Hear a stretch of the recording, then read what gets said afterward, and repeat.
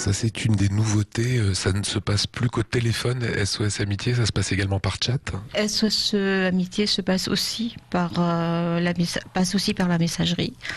On se dit, on va peut-être plus à l'essentiel quand on est sur la messagerie. On réfléchit avant d'écrire, on pèse ses mots, et nous aussi, nous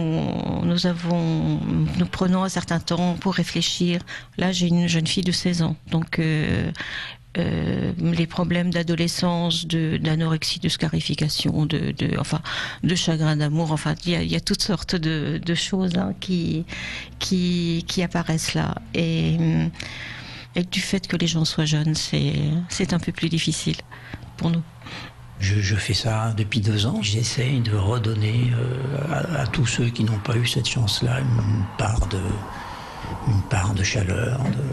Je crois que c'est ça que les gens attendent de nous. Comment on prend cette détresse? Comment on vit ce malheur? On n'est pas une éponge pour autant. Non, c'est pas toujours facile.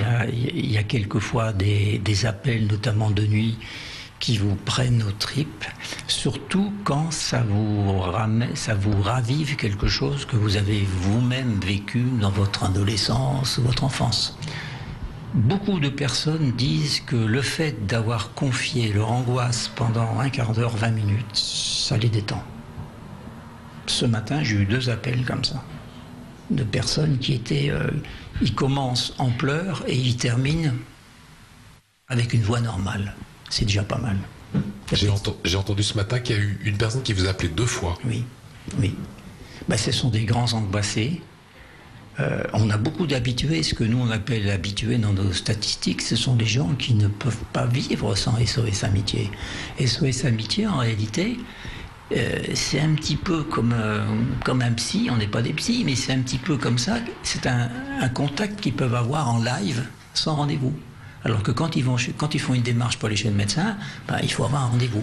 Voilà le clin d'œil qu'on voulait faire aujourd'hui à ces écoutants de SOS Amitié à l'occasion de la Journée nationale de prévention du suicide.